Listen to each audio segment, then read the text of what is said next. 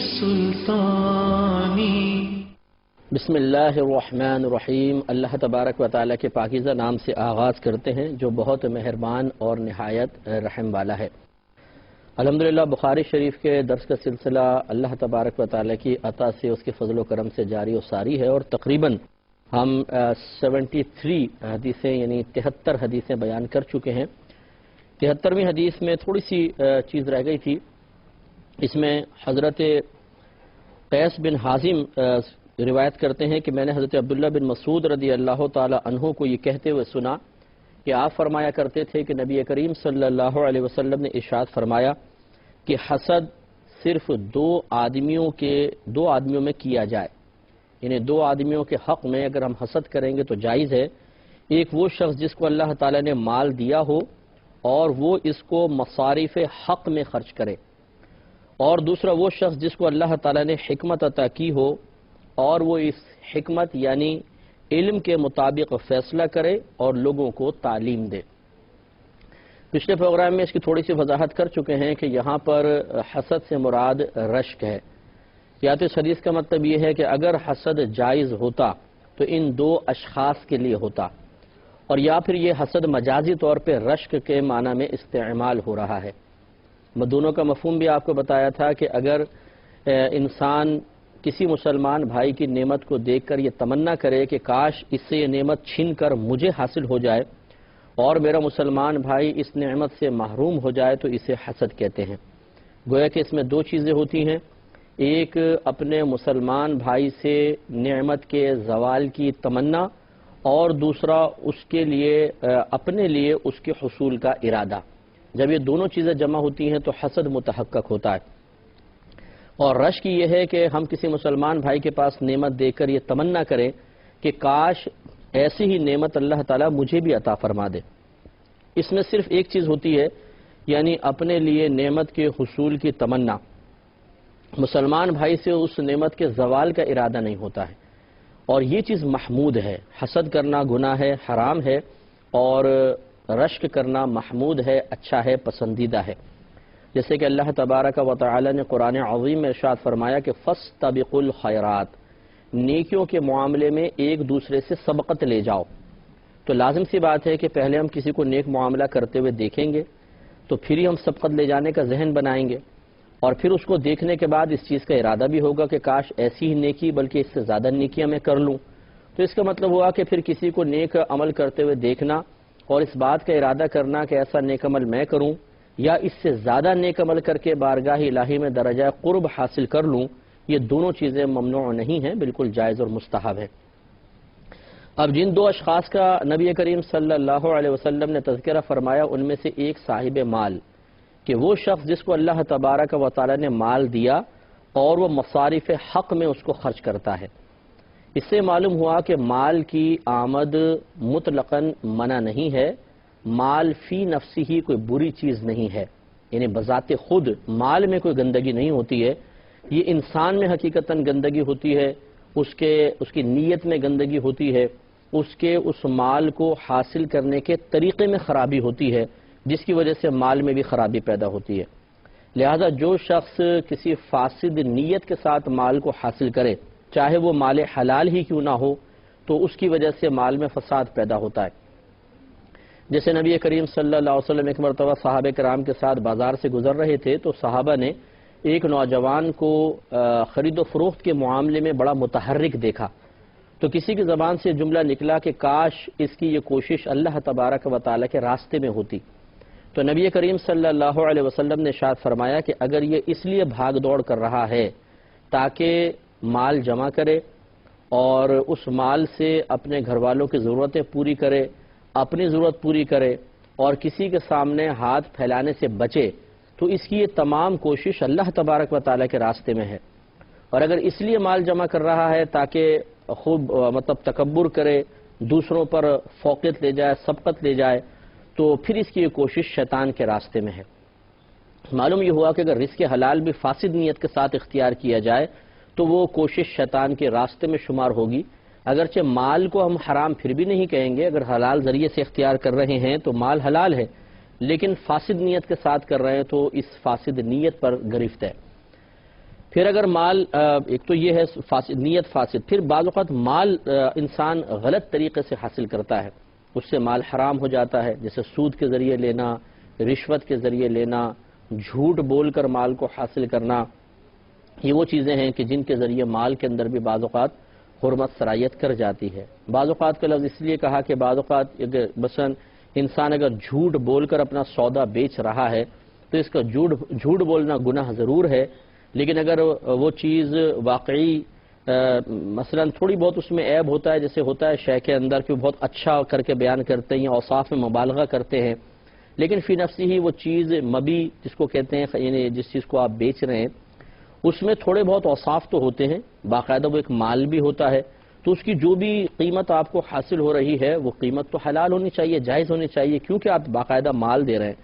ہاں لیکن اس کے اوصاف میں مبالغہ کر کے یا اس میں موجود عیب جان بوجھ کر چھپا کر ہم جھوٹ بول کر چیز کو بیچ رہے ہیں، تو اس جھوٹ کی وجہ سے اس روزی میں قباحت نظر آ رہی ہے، لیکن یہ جھوٹ بولنے والا فعل حرام ہوگا، اس کی وجہ سے اس شے کی قیمت یا جو ثمن ہم حاصل کر رہے ہیں وہ حرام نہیں ہو جائیں گے۔ ایسی بعض لوگ جیسے جھوٹ بول کر یعنی غلط ڈاکومنٹس بنا کر باہر کے ملکوں میں چلے جاتے ہیں یا نوکری حاصل کر لیتے ہیں، جیسے پاکستان میں نوکری حاصل کر لی لیکن جھوٹے کاغذات کے ذریعے کی ہے، لیکن وہ شخص واقعی اس نوکری کے قابل ہے، صلاحیت بھی ہے، قابل بھی ہے، جتنا انہوں نے تجربہ مانگا اتنا ایکسپیرینس بھی اس کو حاصل ہے، تو اس کے لیے جھوٹ بول کے نوکری حاصل کرنے والا فعل تو ضرور حرام ہوگا، اس پہ گناہگار ہوگا، لیکن اس کے بعد جتنا یہ جاب کر رہا ہے اگر کام جائز ہے اور بالکل صحیح طریقے سے کام کر رہا ہے اور دیانتداری کے ساتھ کر رہا ہے، اور جیسے میں نے عرض کیا کہ وہ اس کام کے واقعی قابل بھی ہے، جتنی ریکوائرمنٹ تھی نوکری کے سلسلے میں وہ تمام پوری کر رہا ہے، تو اس کے لیے تنخواہ بالکل حلال ہوگی۔ تو بعض اوقات ایسا ہوتا ہے، کہنے کا مطلب یہ ہے کہ بعض چیزیں اپنی ابتدا کے اعتبار سے ناجائز نظر آتی ہیں، لیکن یہ ناجائز ہونا آگے والے معاملات میں سرایت نہیں کرتا ہے، بلکہ وہ اپنے مقام پہ رک جاتا ہے، گناہ گار ہوتا ہے انسان اور حرام کا مرتکب بھی ہوتا ہے، لیکن اگلے والے سٹیپس جتنے بھی ہوتے ہیں وہ جائز قرار پاتے ہیں۔ اس کو آسان الفاظ میں یوں بھی آپ سمجھ سکتے ہیں، جیسے مثال کے طور پہ کسی نے ایک چھری چرائی اور پھر اس سے اپنے جانور کو بسم اللہ اللہ اکبر کہہ کے ذبح کر دیا، تو دیکھیں چھری چرانا یہ گناہ، پھر کسی کا مال بغیر اس کی اجازت کے استعمال کرنا یہ بھی گناہ، لیکن کیا اس کی وجہ سے اس کا جو حلال جانور تھا بسم اللہ اللہ اکبر کہہ کر ذبح کرنے کے باوجود حرام ہو جائے گا؟ حرام نہیں ہوگا۔ تو یعنی چوری کی چھری کی حرمت اس جانور کے اندر سرایت کر کے اس کو حرام نہیں کر دے گی، بالکل اسی طریقے سے یہ معاملہ ہوتا ہے۔ تو بہرحال کوئی ترغیب دینا مقصود نہیں ہے کہ اب کوئی ایک سوچے کہ چلو جی جھوٹے ڈاکومنٹس بنا کے نوکری حاصل کر لیتے ہیں، پہلے ہی گناہ ہوگا نا، بعد میں تو پھر روزی حلال رہے گی، تو ایسا نہیں کرنا چاہیے۔ بعض اوقات آدمی ایک ناپاک ارادہ کرتا ہے اور اس ناپاک ارادے کی تکمیل سے پہلے ہی موت کا فرشتہ اس کے دروازے زندگی پہ دستک دے دیتا ہے اور وہ گناہوں کے ارادے کے ساتھ قبر میں چلا جاتا ہے، تو ایسا نہیں کرنا چاہیے، لیکن بہرحال ہم آپ کو سمجھا رہے ہیں۔ اور جیسے عرض کیا کہ بعض اوقات فی نفسی ہی اس کے غلط عمل کی وجہ سے، غلط طریقے سے مال حاصل کرنے کی وجہ سے وہ مال ہی فی نفسی حرام ہوتا ہے، جیسے سود لینا، رشوت لے لینا، یہ چوری کر لینا، یہ خالصتاً مال حرام ہے۔ تو خلاصہ کلام یہ ہے کہ جو نبی کریم صلی اللہ علیہ وسلم نے ارشاد فرمایا کہ دو اشخاص پہ رشک کرنا جائز ہے، ایک وہ شخص جس کو اللہ نے مال دیا لیکن وہ مصارف حق میں حق ادا کرتا ہے یا اس میں خرچ کرتا ہے، اس پہ رشک کرنا چاہیے۔ تو اس سے ہم آپ کو بتا رہے تھے کہ مال حاصل کرنا کوئی برا نہیں ہوتا ہے، ہاں ہمارا انداز، ہمارا طریقہ کار اور قیودات شرعیہ کا لحاظ نہ کرنا یہ برا ہوتا ہے، اس کی وجہ سے مال میں بھی قباحت پیدا ہوتی ہے۔ لہذا یہ جس شخص کے بارے میں سرکار فرما رہے ہیں، اس سے مراد وہ شخص ہے جو بالکل حلال طریقے سے، حلال ذرائع سے اور اچھی نیت کے ساتھ مال کو حاصل کرے۔ اس کے دوسرا پہلو یہ بھی ہے جو جس سے حدیث سے معلوم ہوا کہ صرف مال کا حاصل کر لینا اور حلال طریقے سے حاصل کر لینا یہی انسان کے لیے کمال نہیں ہے، بلکہ کمال کا ایک پہلو یہ بھی ہے کہ اس مال کو حاصل کرنے کے بعد وہ جائز مقام پہ خرچ کرے، اچھے مقام پہ خرچ کرے، اور یہ بھی ایک مطلب انسان کا عمل ایک طویل اور ایک وسیع علم کا تقاضا کرتا ہے، کیونکہ سب سے پہلے تو خرچ کرنے میں نیت، یہ سب سے ضروری ہے کہ نیت کو انسان ملحوظ خاطر رکھے، یعنی کہنے کا مطلب یہ جس شخص کے بارے میں سرکار فرما رہے ہیں کہ اس پر رشک کرو، اس میں یہ والے اوصاف ضرور ہونے چاہیے۔ نمبر ایک، اس کی نیت صرف اللہ تبارک و تعالیٰ کی رضا کی ہو، لوگوں کو دکھانے کا ارادہ، اسی طریقے سے ریاکاری یا تعریف یا کسی سے کوئی فائدے حاصل کرنے کے لیے اس پہ خرچ کرنا۔ جیسے بعض اوقات ہم ایک سیاسی ذہن بناتے ہیں کہ اس پہ تھوڑا سا خرچ کرو، بعد میں اپنے کام بھی نکلوائیں گے، تو یہ اس طرح یہ کوئی قابل رشک چیز نہیں ہے۔ تو اس طرح ریاکاری کرنا کہ دکھانے کے لیے تاکہ لوگ کہیں واہ جی کیا سخی آدمی ہیں، اور یہ اکثر بیچارے جو دکھاوے کے لیے کرتے ہیں یہ فوٹو پہلے کھنچواتے ہیں اور مال بعد میں دیتے ہیں، تو اس طرح بعض اوقات یہ ریاکاری کی وجہ سے آدمی کہ اس کا ثواب ضائع ہو جاتا ہے اور اسے کچھ بھی حاصل نہیں ہوتا ہے، تو ایسا شخص تو قابل رشک نہیں ہے۔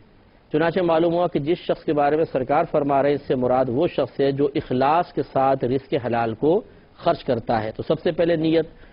دوسری بات یہ ہے کہ جس مقام پر مال خرچ کر رہے ہیں وہ مقام جائز ہو، جیسے نبی کریم صلی اللہ علیہ وسلم نے مصارف حق بیان فرمائے کہ حق کی جگہوں میں خرچ کرنے کی جگہوں میں اس مال کو خرچ کرتا ہے، اچھی جگہ پہ، صحیح جگہ پر۔ مثال کے طور پر کسی غریب کی امداد کر دیتا ہے، کسی غریب بچی کی شادی کر دی، کسی کو مال کی ضرورت ہے، مال دے دیا بیماری وغیرہ کی وجہ سے علاج وغیرہ کے لیے، کسی کی تعلیم کا خرچہ دے دیا گیا، کسی کو مکان بنا کر دے دیا، کسی کو اور کوئی بزنس کروا دیا تاکہ وہ دست سوال دراز کرنے سے بچے، تو یہ اچھے مصارف ہیں۔ لیکن بعض اوقات ایسا ہوتا ہے کہ کم علمی کی بنا پر انسان ایک جگہ کو ایک مقام کو اچھا سمجھ رہا ہوتا ہے لیکن حقیقتاً وہ مقام بہتر نہیں ہوتا۔ جیسے مثال کے طور پر نیک لوگوں کو چھوڑ کر فساق و فجار کو کھانا کھلانا، تو کھانا کھلانا بہت اچھا کام ہے، لیکن نبی کریم صلی اللہ علیہ وسلم کی ترمذی کی روایت ہے، آپ نے ارشاد فرمایا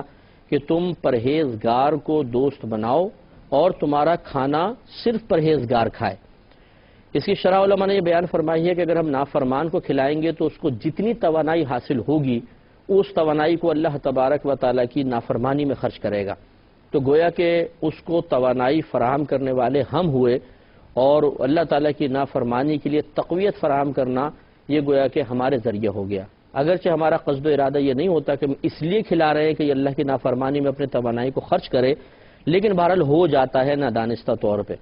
تو ہماری جو نبی کریم صلی اللہ علیہ وسلم کی جو تلقین ہے وہ یہی ہے کہ تمہارا کھانا پرہیزگار کھائے، تو ایسے شخص کو کھانا نہیں کھلانا چاہیے۔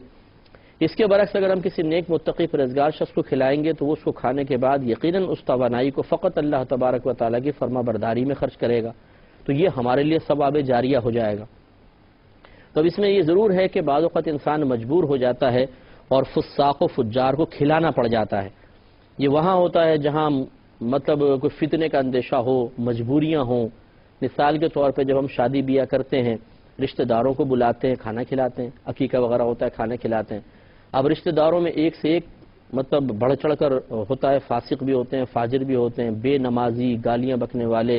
خراب کام کرنے والے، حرام کمانے والے، حرام کام کرنے والے، لیکن مجبوری ہوتی ہے کیونکہ خاندانی رسم و رواج ہیں، میل ملاپ ہے، بعض اوقات بچی کے سسرال والے بہت خراب قسم کے لوگ ہوتے ہیں لیکن کھلانا پڑ جاتا ہے بہرحال۔ تو اس قسم کا کھلانا جو بامر مجبوری ہو، اس میں تو چلو انسان مجبور ہے، شریعت کی طرف سے بھی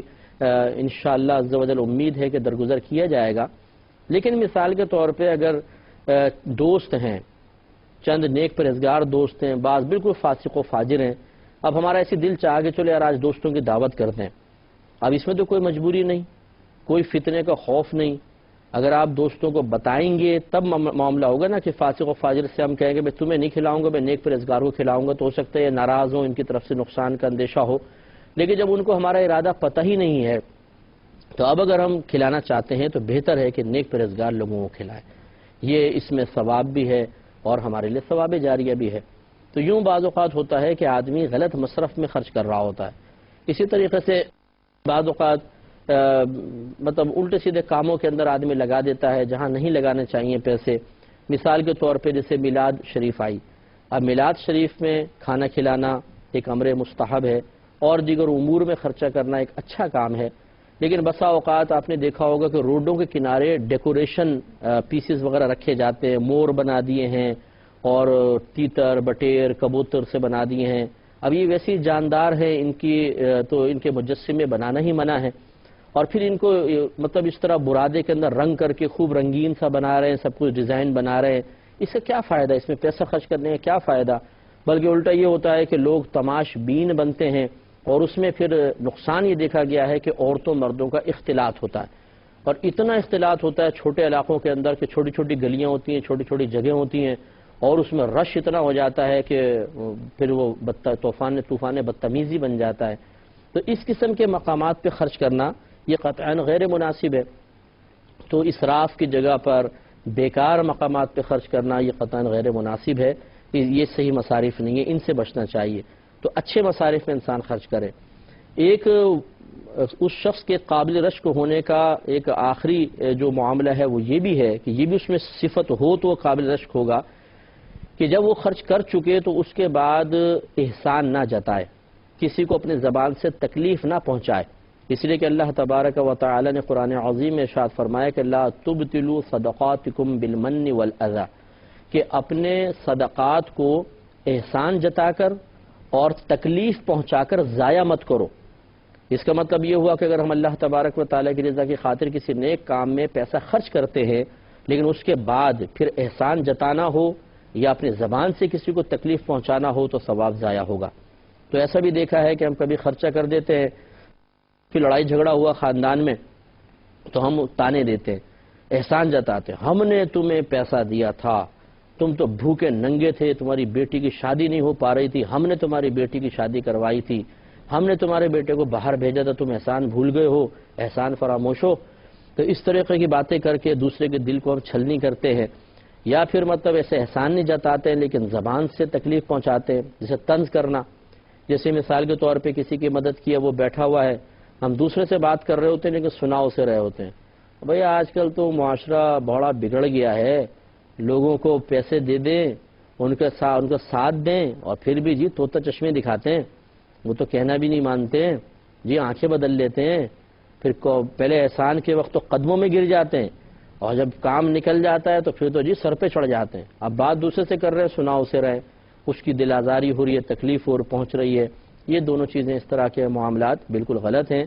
تو نبی کریم صلی اللہ علیہ وسلم نے جس شخص کے بارے میں فرمایا کہ وہ مال خرچ کرے تو اس کو اوپر رش کرنا جائز ہے، خلاصے کلام یہ ہوگا یہ وہ شخص ہے جو رزق حلال کمائے، اچھی نیت کے ساتھ کمائے، حلال ذرائع سے کمائے، اور پھر اس مقام پہ خرچ کرے جہاں اللہ تبارک و تعالی اور اس کے رسول نے خرچ کرنے کا حکم دیا، اور اخلاص کے ساتھ کرے، اور خرچ کرنے کے بعد اس پر احسان نہ جتائے، نہ اپنی زبان سے کسی کو تکلیف پہنچائے۔ جب یہ اوصاف جمع ہوں گے تو یہ شخص قابل رشک بنے گا۔ تو اب آپ کو مجھے اپنا محاسبہ کرنا چاہیے کہ اگر ہم بھی خرچ کرتے ہیں تو ہم اس قابل رشک